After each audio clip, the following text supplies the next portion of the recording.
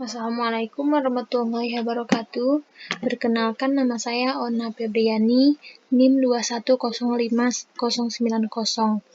Di sini saya akan melanjutkan presentasi dari rekan saya, yaitu Lulu Indah Permatasari dengan NIM 2105303 dengan materi yaitu collaborative learning atau pembelajaran kolaboratif pada mata kuliah model pembelajaran industri.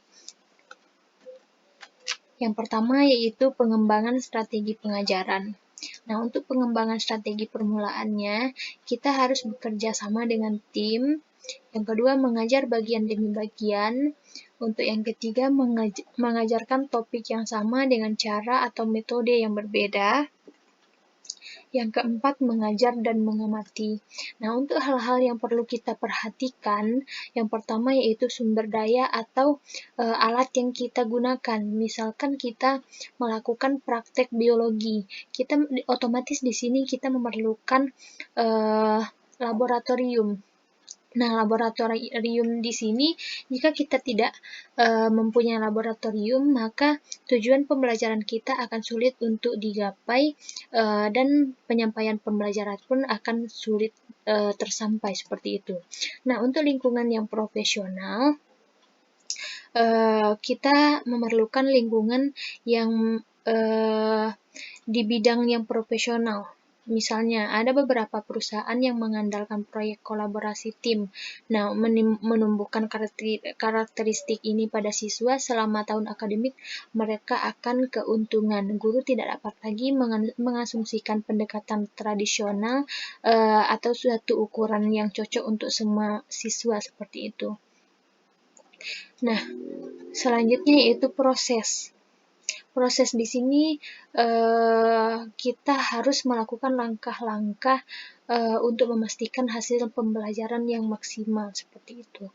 Selanjutnya adaptasi. Adaptasi merupakan proses dengan berbagai metode dan juga ide untuk akhirnya menerapkan yang paling berdampak seperti itu. Nah, yang terakhir yaitu pola pikir pertumbuhan. Pada pola pikir pertumbuhan ini, seluruh proses akan terdiri dari beberapa tantangan. Nah, untuk melihat pandangan positif di sebagian besar yang dapat menantang, namun itu bisa dilakukan dengan mengadopsi mindset perkembangan dari waktu ke waktu. Selanjutnya, penerapan collaborative learning. Yang pertama yaitu penerapan gagasan di dalam kelas. Pikirkan, bandingkan, dan bagikan pembelajaran berbasis masalah. Selanjutnya yaitu aliran terpadu.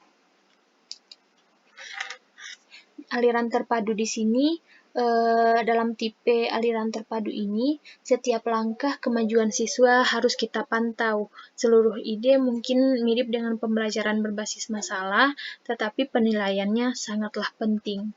Nah, selanjutnya studi kasus. Studi kasus dan simulasi. Dalam hal ini, masalah yang ada mungkin akan dibawa ke kelompok siswa tertentu. Nah, terakhir yaitu strategi dan teka-teki. Strategi teka-teki ini sama seperti sebuah kelompok yang kita buat.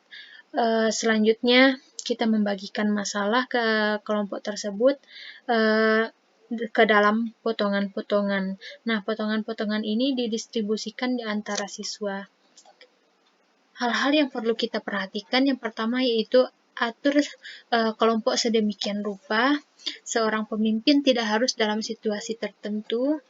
Perhatikan atau perhatian harus diberikan kepada siswa. Waspadai penggunaan yang berlebihan. Yang terakhir, membantu siswa untuk mengembangkan keterampilan yang dibutuhkan.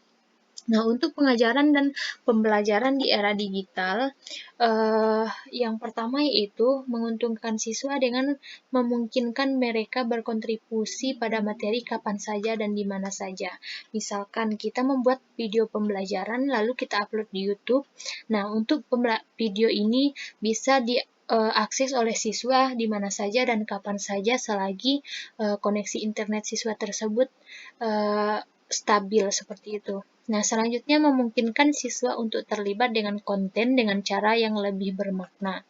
Yang ketiga, memungkinkan pengajaran yang dipersonalisasi karena siswa mengakses sumber daya sesuai dengan kebutuhan mereka. Yang keempat, memungkinkan siswa untuk berpartisipasi dan berkontribusi dengan kecepatan mereka sendiri.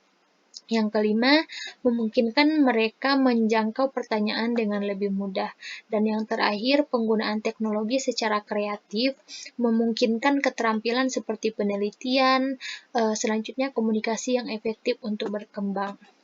Nah, contoh teknologi digital yang digunakan dalam collaborative learning ini sendiri, yang pertama yaitu kolaboratif dokumen atau informasi. Dapat kita gunakan spreadsheet, Excel 365, selanjutnya Google Slide, DOCS, dan lain dan sebagainya. Yang kedua yaitu diskusi kelas. Dapat dieksplorasi melalui Slack, Team, Buta suara, dan lain-lainnya. Selanjutnya manajemen proyek, dapat kita gunakan Trello dan perencanaan Microsoft. Nah, yang terakhir yaitu survei dan umpan balik. Adapun survei dan umpan balik ini dapat digunakan untuk mendapatkan umpan balik dari siswa tersebut. Dapat kita gunakan atau dapat kita akses melalui Google Formular, situs web, dan lain sebagainya.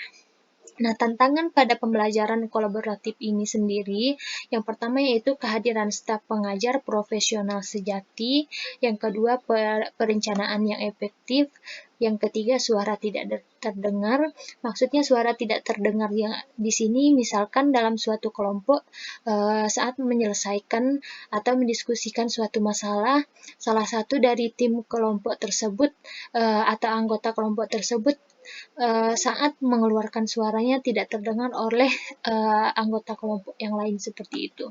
Nah, yang keempat yaitu ketersediaan sumber daya dan alat. Yang kelima, masalah partisi. Untuk manfaat pada pembelajaran kolaboratif ini sendiri, yaitu pengajaran kolaboratif adalah proses yang bermanfaat secara keseluruhan. Pemikiran tingkat tinggi, komunikasi lisan, dan keterampilan kepemimpinan dikembangkan. Yang ketiga, cara tradisional atau bekerja menuju nilai. Nah, dihilangkan dan pentingnya bekerja sama dibuat untuk dipahami. Yang keempat, paparan situasi dan perspektif yang lebih luas memungkinkan siswa untuk sepenuhnya memahami cara kerja kolaborasi. Yang kelima, penilaian rekan juga diajarkan, yang memungkinkan mereka untuk saling membantu tumbuh. Pentingnya aturan dasar, rencana yang tepat, dan dampak kepemimpinan yang diajarkan. Menilai kualitas dan kuantitas kontribusi, dan bagaimana mereka mengarah pada hasil keseluruhan yang dipahami. Selanjutnya, suasana kerjasama yang dikembangkan. Siswa mengembangkan tanggung jawab sosial, pemikiran kritis, keterampilan manajemen diri, teknik pemecahan masalah, dan sebagainya. Dan yang terakhir yaitu melibatkan dan membantu mereka mempelajari apa yang ada di dalam dan di luar kurikulum. Dan siswa diajarkan untuk mengkritik dan mengembangkan ide-ide dan bukan orang-orang dalam kelompok. Sekian dan terima kasih. Semoga video ini bermanfaat untuk kita semua. Wassalamualaikum warahmatullahi wabarakatuh.